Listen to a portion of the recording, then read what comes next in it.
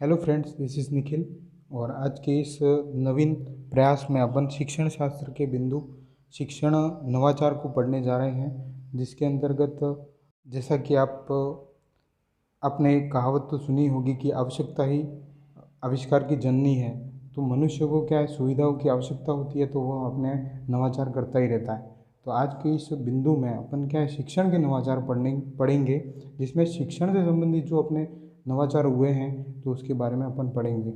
यह शब्द यानी नवाचार जो शब्द है उसका जो अंग्रेजी में इसको बोलेंगे वो इनोवेशन, जिसका अर्थ है नवोन्मेषण। ठीक है। और नवीनीकरण इसको बोलते हैं, या तो उसमें जिससे देखो, यूनेस्को सम्मेलन में 1971 के दस्तावेज में नवाचार को इस प्रकार बताया। देखिए, पहला उसमें जो बताया था उन्होंने, तो नवाचार एक नवीन विचार की शुरुआत है।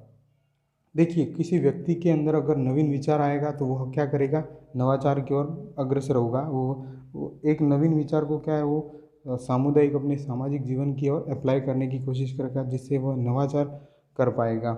सेकेंड चीज़, नवाचार तकनीकी प्रक्रिया के रूप में बताया है। नवाचार को क्या बताया है, तकनीकी प्रक्रिया के रूप में। तो देखिए, नवाचार में तकनीकी जैसे कोई भी तकनीक आएगी तो उसमें क्या है, नवाचार ही होगा। जैसे पुराने टाइप के टीवी को देख लो और अभी के टीवी को देख लो या एलईडी को देख लो। पहले क्या टीवी बड़ी थी, अब क्या नवीनता लाकर उसमें जो सेट बॉक्स था, जो अंदर की उसकी आईसी थी, उसको छोटी कर दी गई, उसके मॉनिटर को छोटा कर दिया और क्या किया, नवीन तकनीकी ले आए। सेकंड चीज़ क्या है, शिक्षण में भी आप देख लीजिए, पहले क्या था, बोर्ड पर पढ़ाते थे, तो अब क्या है, डिजिटल बोर्ड आ गया उनके सामने। देखिए, ये एक नवाचार की प्रक्रिया है। यह एक तीसरे पॉइंट की बात करते, यह एक मात्र परिवर्तन ही नहीं, बल्कि इसका क्रियान्वयन और नियंत्रण परीक्षण या तथा प्रयोगों के आधार पर करता है। ये एक मात्र परिवर्तन ही नहीं होता, इस पर बहुत सारा रिसर्च होता है, प्रयोग होते हैं, तब जाके ये एक नवीन नवाचार के रूप में अपने सामने आता है। बहुत सी इसके इफ़ेक्ट्स, साइड इफ़ेक्ट्स और ये लाभ हानि सब कुछ देख कर इसके फिर बाहर अपने सामुदायिक या सामाजिक इस जीवन शैली में आता है। नवाचार का विस्तृत उपयोग परंपरा से चले आ रहे व्यवहार और तकनीक के स्थान पर नवीनता लाकर किया जाता है।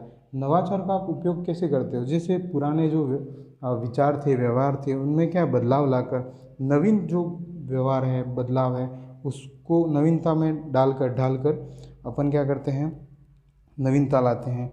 सेकंड चीज़, नवाचार जरूरी क्यों है, ये देखिए। अब परिवर्तनशील समाज के अनुरूप शिक्षा का स्वरूप विकसित करने के लिए, अब शिक्षण में नवाचार क्यों जरूरी है, तो अब निरंतर क्या है, समाज की शिक्षण शैली बदल रही है, जो समाज की रहन सहन की शैली बदल रही है, तो क्या होगा, जैसे परिवर्तनशील समाज है उसके अनुसार अपन शिक्षण को भी उस टाइप से नहीं करवाएंगे तो क्या समाज अपना पिछड़ता जाएगा। तो ये नवाचार उनके लिए भी ज़रूरी है। सेकंड चीज़, शिक्षण प्रशिक्षण के कार्यों को आसान बनाने के लिए, जैसे कि जो ये नवीन नवीन तकनीकी आ रही है दिन ब दिन, जैसे सूक्ष्म शिक्षण है, पैनल चर्चा है, अभिप्रेमित अनुदेशन है, मस्तिष्क उद्वेल, ये सब क्या है, शिक्षण प्रशिक्षण के कार्यों को आसान बनाती है। जिससे उससे क्या है, ये क्या कर रही है, एक तो पहले तो शिक्षक खुद से अच्छे सीख लेंगे, फिर वो बालकों को भी अच्छे तरीके से पढ़ाएंगे, तो क्या होगा, ये सब नवाचार जरूरी है। मानवीय संसाधन के विकास के लिए, अब जो भी अपने मानवीय संसाधन हैं तो उनके विकास के लिए भी नवाचार ज़रूरी है।